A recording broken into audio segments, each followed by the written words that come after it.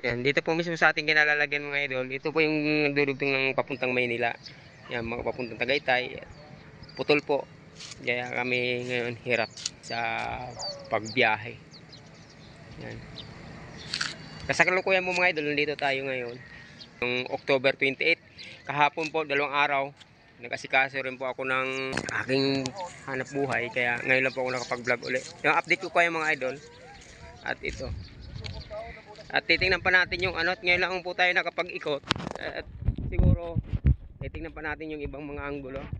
Yung mga dumadaan, sa baba na si Tibana, wala eh, sira na po ang tulay eh. Doon na po dumadaan ang tumatawid ng bayan. Ganyan po, sacrifice talaga ngayon. At ito naman po mga idol yung ano, yung sementeryo ng Laurel. Yon. Pakita ko sa inyo kung gaano yan pininis ng ano, ng bagyo. Yan. Ito po yung lumang sementeryo. Yung pinakita ko po doon sa inyo sa may tabi ng tulay doon. Yun po yung bago. Ayan po may kutsi na inaano. Tsaka ayan, nasa gitna po ng kalsada yung kutsi na yan. Yan. Yan mga idol. Akala ko nung nakaraan malala na yun sa amin. Pero ngayon nag-iikot tayo. Mas marami pa na apektadong lugar na ano, na apektado, na mas malala pa sa nangyari sa amin. Nandito tayo sa bayan ng Laurel mga idol, at ito yung sitwasyon ngayon ng sinalanta ng bagyo. Kanina nandun tayo sa kabilang yun, lumapit po tayo din eh. Ayan o, maputik po yung daanan.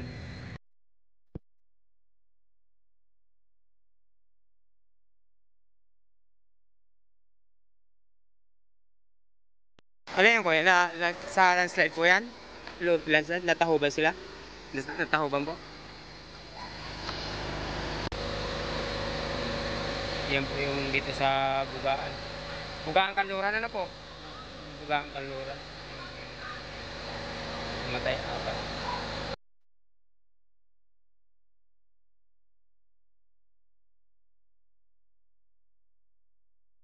Sa Lahar na dala ng bagyo.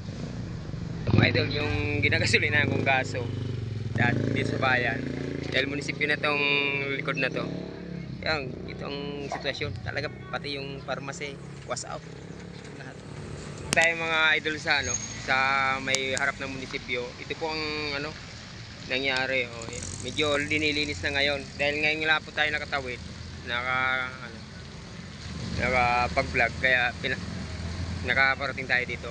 Medyo linalinis ng karsada. At ito talaga linubog ang bayan ng Laurel. Lubog talaga eh. Ayun. Masasabi natin na may mga nakausap po tayo din eh. Although first time, ngayon lang daw po ito nangyari. Tatagal na nila nakatira din eh. Although ako kasi hindi pa masyadong matagal din eh. Halos na sa 4 years pa lang ako nakatira. Pero ito ang sinapit natin din sa bayan ng Laurel. Talagang lilubog ng ano, ng putik, baha.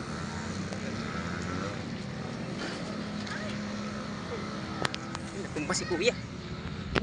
Op, dandan. Yeah.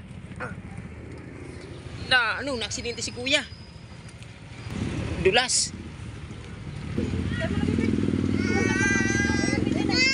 Nasaan yung stand ito?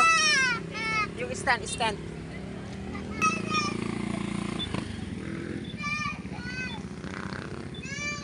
Itabi natin kuya. Oh. Sige si kuya. Saan kayo papunta kuya?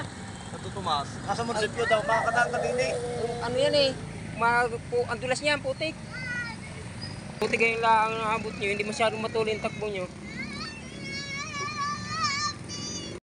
At yan po mga idol, nandito tayo. Palabas na tayo ng bayan ng Laurel. Nandito tayo sa may Purenaria, Maria Cristina Pronela. Medyo dito, hindi masyadong naapektuhan dito ng baha dahil medyo mataas po itong lugar na ito.